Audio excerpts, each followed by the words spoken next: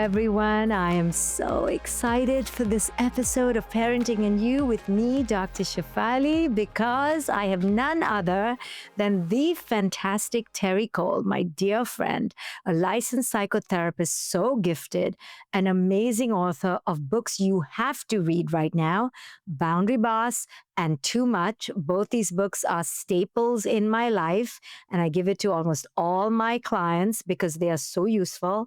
Terri Cole is an incredible gift to the field of mental health. She has membership programs, she has courses, she has an incredible podcast, and now she's here with me on this podcast. I can't wait to listen to her incredible wisdom.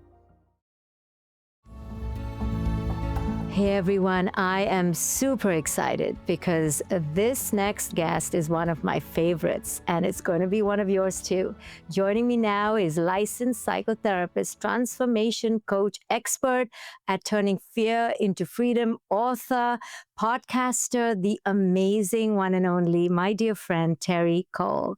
Terri, thank you so much for joining us. We're going to talk about boundaries because that's your thing, and high functioning codependency because that's your thing. Yep. But before I do that, I really want to get into your journey in parenthood. I know you're a stepmom. Mm-hmm. So talk about that, because we often don't hear from stepmoms. So I want to know, what were the particular challenges? What were the struggles in your journey in becoming a stepmom? Well, I became a stepmom in my early 30s, to 3 teenage boys. So like 12, 14, and 16. Wow. I was so ill-equipped in respect to, I didn't know what I didn't know. So I almost think that was a good thing. I was so in love with my husband, that was 27 years ago, that he could have had like 42 teenagers and I would have been like, love will find a way. You know what I mean? Wow. I literally didn't care. Everyone in my life was like, are you sure? Do you know? I was like, I don't care. I want to be with this guy no matter what. So How old this were is what you? it means. 33. Okay. And Vic was 10 years older than me, so he was 43. I had an idea. I had just become a therapist. And my frame, the way that I was approaching this is that I didn't need the kids to regard me any particular way. Their mom died when they were babies. They were 5, 3, and 1 when their mother, who was 29, died of cancer. So there was no like weird ego thing for me. I thought, let me figure out how to just be somebody good. Like, you know, how we say therapeutically, like a loving other in their life. And if I could be patient, which I was, because I knew it was a long game, I could find a way to build a relationship with them on their terms and my terms. So slow and steady is how it was. And listen, they were bad, like meaning when I got there, they were all acting out like maniacs. They were teenagers. They were pissed. Their mom had died. You know, they were alone with Vic. I moved into a frat house, basically.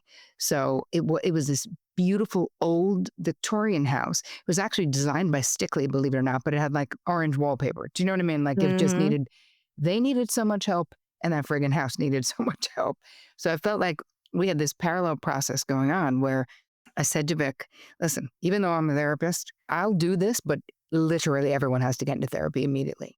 Wow. So it was like, you have to go with the boys, you have to go alone. Two of you, once in a while, I can be in there, but here's the thing. I was not there at the scene of the crime. What you guys need to work out between you is what happened then, right? Because there was a lot of unresolved issues between Vic and the boys. And so that was sort of the beginning, is I knew that there was no possible way I could do it myself, right? Because you can't therapize your own family, right? It was a frat house when I got there. And I was like, we need structure. We need to eat dinner at a normal time. I mean, Vic could be making dinner at 9:30 at night, and these kids are like, I'm like a freshman in high, you know what I mean? Like, Right. I was like, this isn't normal. Our oldest son would have like 10 friends over the house at a Tuesday night at midnight. I'm like, no, we need all kinds of rules and regulations. I did the family therapy thing. So I had someone that I could go to and say, well, what do you think Hannah would say about that? Or I think we should talk about that with Hannah when we go in on Thursday. Like, I needed that other person because I knew it couldn't just be me. There had to be like someone who had to be the police and it couldn't be me. That was how I approached it from a psychological point of view. And part of what made me so motivated to want to figure it out with the boys, and I mean, this is 27 years ago, I have 7 grandbabies now, right? So like, Wow. some people have their family, like biologically, some people find their family. And that's what happened for me. But I was so rock solid that Vic was and is my person, that it didn't matter how long that game was going to be to make the family be healthy. I knew I was in it for the long haul because I was like, the worst day I could possibly have with Vic was better than any day without him, you know? That is so incredible. People need to know that Terri is the boss of boundaries. She's written a book called The Boundary Boss for good reason, as you can hear. You implicitly, right away, didn't fall into this, I'm going to save this family. I'm going to be the angel that comes in and cooks all the meals. You came in very centered and whole, not with the rescuer fantasy. Or did you have some and you battled it? The thing is, I don't think it was really having a rescuer fantasy. I was well aware, because I was already a therapist, that there was a lot of work that needed to be done to have the family be healthier than it was. The communication was terrible. And it's still, listen, I mean, I came into a family of a man and 3 boys. And yes, is it better now that everyone's had therapy? Of course it is. But, it's not the same as a family of 4 girls, right? I'm the youngest of 4 sisters, where you just naturally communicate more. Now, people can agree or disagree, but I'm just saying this is my observation gender-wise, So I don't know that I felt like I wanted to save per se, but I also knew there was no way that I could focus on my relationship with Vic and like somehow leave the boys out in the cold. I didn't want to, but I also knew I couldn't, that wouldn't work. And Vic and I, part of the struggle, I wanted to consider having one biological child. And now this is going to get complicated because Vic had a vasectomy and he'd had it for like over 10 years. So he was willing to get it reversed. And I was like, but here's the thing. We need to focus on the kids we already have. Like we need to get this together first. So if that means that eventually the biological thing doesn't happen, then it doesn't, and that's okay. Like I didn't feel compelled to be like, well, I'm going to bump these kids out of the way and like, because I'm going to have my own kid, quote unquote. Because for me, and it's funny, I never say step. Sometimes I'll say I'm a bonus mom so people understand that I'm only 14 years older than my oldest child. Right. But emotionally and psychologically, there really was never a step between us. Wow. Right? Like I always felt like super devoted to them. When I came into this family, I looked around the house, this big, beautiful house, and I was like, where's all the pictures of Donna? That's the wife who died. He was widowed and then he was divorced. He had a terrible second marriage and then me. So I'm his third time's a charm. And he said, well, my second wife, she didn't want any pictures of Donna around the house. So they're in the kids' bedrooms. And I was like, first of all, hello? Like you're literally threatened by a dead woman. That's really scary, but okay. I didn't get it at all. I was like, the kids can love Donna. I love Donna. If there was no Donna, there'd be no us, right? So they can love her, they can love me, we can love everyone. So as soon as I got there, I was like, where's all the pictures of Donna? Where's all I want to see the photo albums because they were like such hippies. They home birthed them all like, and I just got into it. I was like, tell me everything about this. And then I would with the kids, even with the 12-year-old, the 12 and 13-year-old, I would be like, oh my God, I was looking through this beautiful photo album and look at your mom nursed you and how your parents were such hippies. Like I wanted them to see Donna's a part of our family. I mean, we've been living in our own house for many years and I have pictures of Donna hanging in my house now. And I don't live with any of the kids because she is a part of my family. And so I went out of my way to just normalize the fact that they could talk about their mom. And most of them didn't remember her. But I wanted to be able to just have an open dialogue. Like, we can all love Donna. And we do. And there's nothing wrong with that. So I put up a bunch of pictures around the house. I just wanted to normalize this experience because I knew they had a bad experience with the second wife. And I was like, can't we all just get along? Because I really think we can. So there was that element of, I feel like not asking the kids to have this weird split loyalty or not making them feel weird about talking about their mom. And I would ask them questions and try to engage them in that without being overboard, just having an open dialogue. You know, Terry, you are just such an incredibly insightful thinker. I learned so much from you. I can't wait to continue this conversation, but let's just take a quick break. Did any of the kids pose a huge resistance to you? Honestly, no. What they did, but also I was very crafty. I'm a very crafty person. So I was very conscious to not like shove. There were certain agendas that were important to me. And I treated the kids with respect. And I expected them to treat me with respect. And they did. And if there was an attitude, listen, I also didn't die on every hill, right? If there was teenagers going to act like jerks, like just they do. They're just like, they're mouthy. They know everything, blah, blah, blah. They're like, if I made a wrong turn, my youngest son would be like, oh yeah, way to miss that left. Like, you can't have super thin skin and raise 3 teenage boys. You can't be butthurt about everything and parent.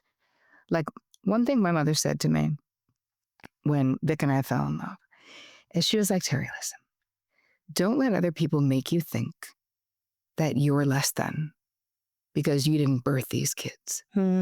You're parenting them. You are now, your job, your mandate is to do everything you can with this little window that you have until they're grown up. But don't let other people make you feel less than, don't you feel less than. It doesn't matter how we mother, meaning how we get there. It just matters that you now have to always be the adult. And that's going to be hard sometimes. Yeah, she's smart. She's smart, that little country bumpkin, Jannie Cole. Oh my goodness, Terry, you just are always on point. I mean, I'm really just saying this as a fact. I know you can take this without, being giggly and shy. You're so good at taking compliments. So I'm going to give you a few. You always come across as just thinking things through in such a deep, insightful way, and you have your shit together. So tell us more mortal women, what triggers you? Like, is there anything where you come unglued or undone? You don't give that impression at all. Oh, yeah. I mean, listen, let's talk about how bad it got, right? Let's talk about when I came in. I mean, we had instances that involved the police, that involved robbing a gas station, that involved, we joined, But my that husband and wasn't I. you, though. It was their fallout of their past trauma. Yeah, but I was left holding the bag with Vic, Yeah. who was very happy to only hold half. He was super pumped. You know, some people are like, I'll do it, they're my kids. I never could have ended up with someone who wouldn't allow me to be actively a part of the solution. Yes. Vic was so exhausted. He'd been parenting alone for so long. Yeah. So by the time I got there, he was like, thank Christ, like, please come on in, let's go. Right. So the fear of coming in late, the fear of, are all of them going to be actual criminals who go to jail? I hope not, but maybe. So there was so much unknown. Obviously hindsight is, I'm telling the truth of the story of what happened. But the confidence that comes with that story working out well, with them all being productive and talented and award-winning human beings, just like my husband. Now, that happened despite what else happened. But when they're 14, 16, and 17, you don't know that. You don't know that that's going to happen. So it was important to me to have a community. So, Vic claimed to be an atheist when we met. And I was like, no, you're not. I knew it. I was like, you're not. You're agnostic? Who's not? Any person with a brain is questioning. We are seeking. So you're seeking? Me too. Great. So I said to him that one of the things that was important to me, I had a couple of stipulations before we got married. I was super clear because I was also perfectly happy to never get married. Wow. I was never that interested. It wasn't really my thing. Every boyfriend, as soon as they wanted to take it to the next level, I was like, maybe we should break up. They're like, maybe we should move in together. I'm like, maybe not. I think we're done. So you were afraid of commitment or marriage in particular? Well, my parents' marriage wasn't great. So it wasn't commitment because I'm securely attached because I had this great mother who I still have, who's 88. I was insecurely attached to my father. So my problems came out in romantic relationships. By the time I got with Vic, I'd had a lot of therapy. I'd had almost 15 years of therapy because I started at 19. So I really had worked out a lot of my attachment issues by then. And I was so clear that I built this amazing life for myself because I was a talent agent, extremely successful, making lots of money, traveled around the world, just did what I wanted in life. Had the same friends since I was in since I'm 4 years old. I had the same 7 women. So I know how to have long-term meaningful relationships with women. I love a girl. I'm a girl's girl, So by the time Vic and I got together, I was so positive that if I never got married, and there was no pressure on me, I didn't come from a family system where there was pressure to be married. So I had the luxury of having stipulations of being like, here's the thing. I mean, I remember it was literally the second date with Vic, not even maybe, where he's like, so what are you looking for? And I was like, well, do you really want to know? And I literally just listed like 40 things. I was like, I would like someone who'd consider having a biological child. I'm not positive I want to, but I want the option to. I want someone who has a first home and is willing to buy a second home because I would like a little lake house. I want someone who has their own huge career so that my career isn't threatening. I want someone who has their own money. I want someone who has a life insurance policy. I want someone who owns their own home. It was funny. And so many of those things he had, but I was just like, I don't care. And when I was done with that diatribe, because I was kind of sick of dating, I was in Right. Manhattan. Just I was wanted just to like, get to the point. Yeah. I was like, no more unexamined minds, people. So how's that sound? He's like, sounds good. I was like, okay, I guess we can move on to the next date. Yeah. I also had a stipulation on therapy. I was like, I want someone who's had 20 years of therapy. Wow. My friends were all like, you should become a lesbian immediately because you are never finding a straight man who has 20 years of therapy. And I was And like, what was the connection to the atheist part? You started on that? I said, when the kids were being criminals, I said to Vic, we need more support than we have. And this was not, the interwebs were not a thing, people. We didn't have cell phones then. That's how old I am. So keep in mind, it isn't like I could just join Shefali's group and I could just do her training and be an awakened parent. That wasn't an option. And so I found a Methodist church in a town near us. And it said, there was this little sign. It was like, the main church meets here. And then it was like, seekers meet in the basement, bring coffee, 9:30 on Saturday. I was like, that's our place. And that's what we did. And the guy who ran it was a psychotherapist and a minister. And so, I did seek support for us because it was terrifying parenting. I skipped the terrible twos and went into the terrifying teens, right? With literally no experience. I mean, I have lots of nieces and nephews. And of course, I naturally know how to be with babies and kids, but this was different. Wow, these are like human beings already. Yeah. They think they know everything, but they don't. So the parts where it got scary was when there was legal problem. This kid did this terrible thing and now we can't take him on vacation. So we sent the other 2 kids on vacation, stayed home with the bad one, like getting kicked out of school, like just stuff that I didn't get into that kind of trouble. And my husband was first generation American. He never got into trouble. He never did drugs. He never did anything. So he was like, oh, I'm so out of my depth. I don't know what I'm doing. But, you muddle through like one experience at a time. But the most important thing that I had in the marriage that I had and have is that we always were a united front.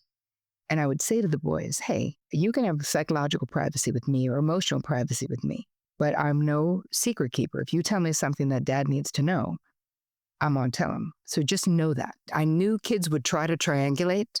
And I was like, I just got ahead of it being like, well, I don't need to tell him how you feel about your girlfriend breaking up with you, and I won't. But if you're telling me that you're trying heroin, I will tell him immediately, And so they sort of got that I was trustworthy, but that I was also a grown-up and that I wasn't trying to align with them without Vic. I just want to be a good person in their life.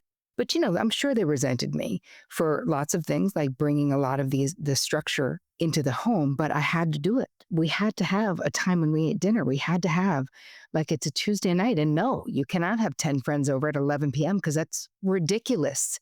You have to go to sleep. So in the beginning, and then, our oldest son, I really wanted him to move out and I had him move out. We both did, but I know the kids blamed me, and we paid for his apartment. But he was such a bad influence. I was like, I can maybe save these 2, but this one, yes, we're paying for therapy and doing all these things. Don't let me make it sound like we did it perfectly, because we didn't. But the truth is now, this is 27 years later, the kids are great parents. They are all successful in their own right, doing what they do. So it just speaks to the fact that you can feel like you're doing it all wrong, and that you're making all these mistakes, and that you're literally going to raise serial killers.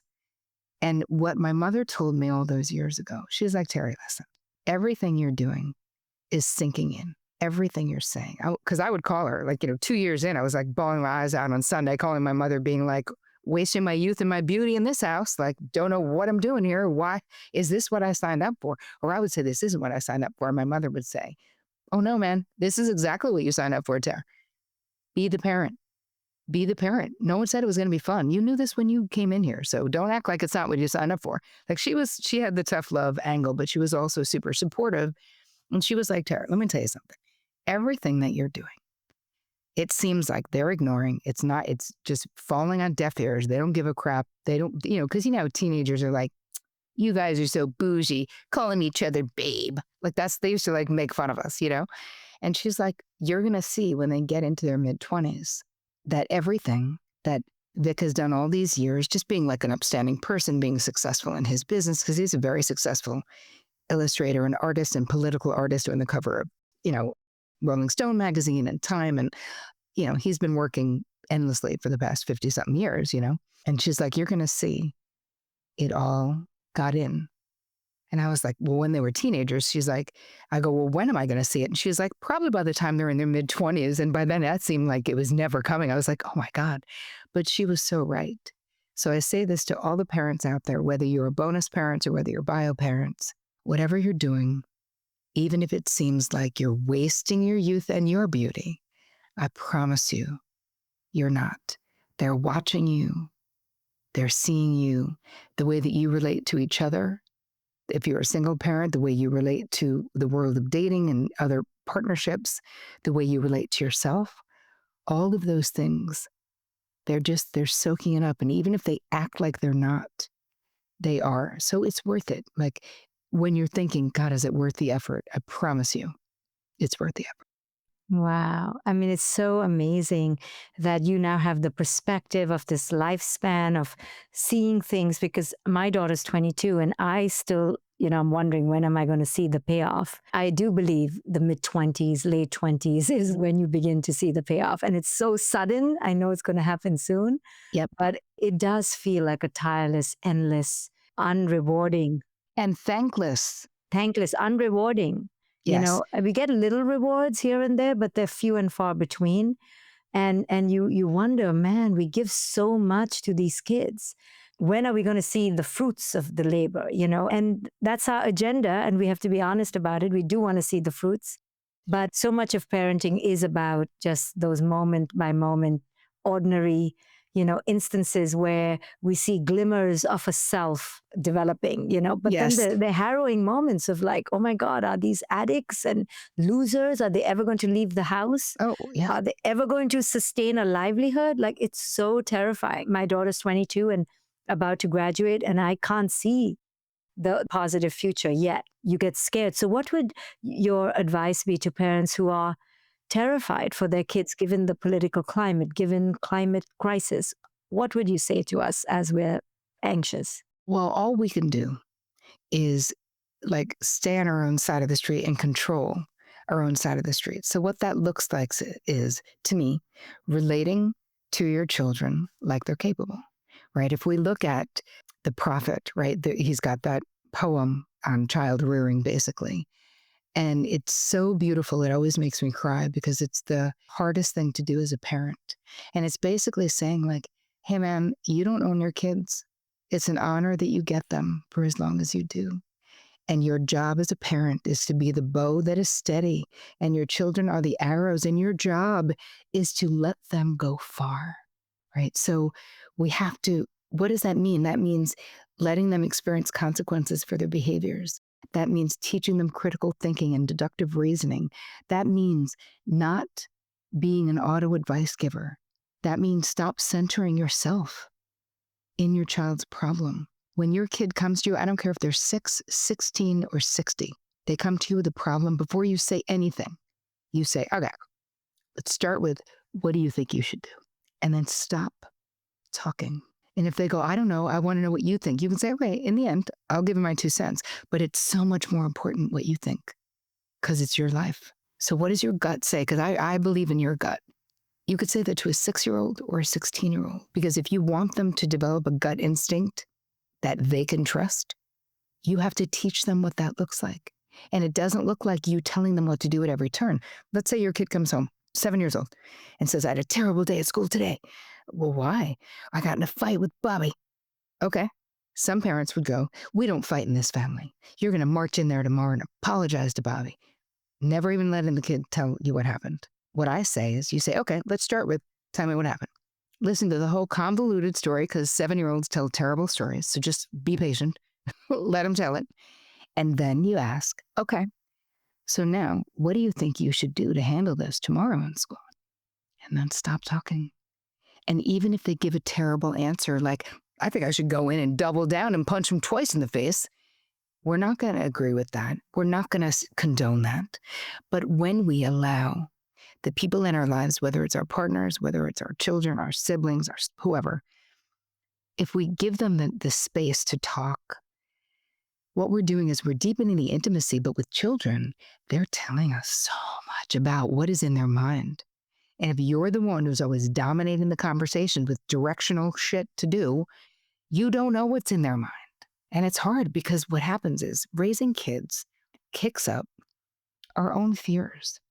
What I experienced, and then I'll get a long way around the barn, I'll get back to what people should do if they're terrified. But what I experienced in raising teenagers is that every unresolved, painful thing from my childhood got reactivated. Things I completely forgot about of how my parents failed me got activated. And I was like, oh my God, I'm not doing that to them. Falling asleep at the wheel because I was the youngest. My parents were exhausted. They were divorced by them. My mother was in another relationship, was the whole thing. And I remember my youngest son, he was the troubliest one of all the troublers. My husband says, oh, he's going over to this kid, Tony's house.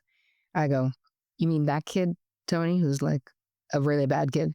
He was like, I don't know, is he? I was like, yeah, he is. He's like, well, he brought his bag. He said he's sleeping over. He said he's sleeping over. I was like, no, he's not. Called him up. I was like, hey, you can stay another hour at the party, but I'm coming to pick you up. And he's like, what? I'm sleeping over here. I was like, you're not sleeping over there. He's like, why not? I was like, because he's a repeat offender and he's under house arrest because he's a juvenile delinquent. So no. And he was like, why do you care? And I was like, because I love you. So either I'm coming to the house. So either you can come out or I can come in when I get there. And he was like, all right, hung up. And I was like, okay, well, guess I'm going. And I went, and I remember Vic was not in the car with me. I went to this kid's house, got out, sat outside. I was just about to go, and it was like a raging house party.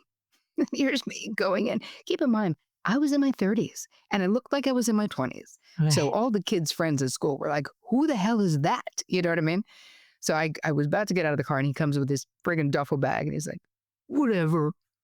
You know, he put the bag of the car. He's all mad. And I was like, listen, you want to go pick up food? We can go pick up food. We can play a game. You know, he's like, no. And I was like, are you sure? Then we're almost done. I was like, all right, maybe some food. I was like, okay. So I tell that story because I was scared. I was scared to do that intervention, but I was more scared to not because where he was a bad place. And so part of what I learned about myself from being put in this bonus parenting role was how brave I really was and how much I loved these kids and how much I was willing to go to the mat and mess it up. Like I didn't do it right. You know, I took a page out of my mother's book, and as they got older, I just wrote them all a letter being like, hey, I'm sorry for all the ways I failed you. I know I came in like a storm, and I'm sure I did a ton of stuff that was incorrect. I hope you know I always did it from love. And I hope that you can forgive me one day. Like, that's it. I just was like, I was going to give a blanket apology to everybody for what I did wrong. I hope they can accept and know that my heart was in the right place. But I wanted to acknowledge, like, I don't think I did it all right. But I think the most important part is showing up and being like, they were important enough to me for them to be the priority in my life for that first 10 years, for sure. There were things I didn't do, things I didn't pursue. Why I waited so long with my professional sort of visible career. So much of it had to do with that I was parenting, and it was arduous and it was hard, and they were in trouble. And we were hiring lawyers and going to therapy and spending every penny getting them together. You know, the point about them having a baby or not having a baby thing was that I never prioritized like having a biological kid. I prioritized the kids I already had. And then I was like, and if we're meant to be, so we did IVF. Vic had the vasectomy too long, so it didn't work. I got pregnant twice. I miscarried twice. And after that, I was sort of like, people are like, you could adopt. I'm like, yes. And yes, I did that. I have these children that I didn't bear and I love them like my own. And then I didn't really feel compelled Yeah. after that because I thought if I could create a human with Vic, that would be amazing because he's so talented. I was like, wow, that would be cool. And I have no regrets about any of it. Like, I just feel like it was just my dharma. It was just this family, my family was meant to be in this way for me, I love that. And that's just a note to all of us. One child, no child, 10 children, step quote unquote children. It's just your journey. And each one of us has to embrace the way we got here. I often felt burdened by not having more children. And now I've accepted that this is my journey. Yes. And your testament to that is just something that we should all highlight and remember. Terri, tell people about your books, your programs, how they can find you. You're just always are just on point. You're just a blessing to everybody. I get internally so regulated just by listening to your voice because you just are that gift to all of us. So tell people where they can find you. You can join my community, which I love at Terri. It's just terricole.com/TCM. It's the Terri Cole membership where we meet every week and I do a Q&A. So it's like live coaching with me. We also have guests. I also do workshops. It's really like the place where I hang out the most is my own community of like-minded, like-hearted women is who the community is for. My books, you can go to my website, terricole.com, and you can pretty much find everything there. But I have my first book, which is Boundary Boss, and then my second book about high-functioning codependency, which I have to say with parenting, they're both great for parents, but I think that the Too Much, which is the second book, it's really easy for us to become codependent with our children, and it's really possible to not be. So if you're feeling that called or that feels like you, that might be a good book to start with. Mm-hmm.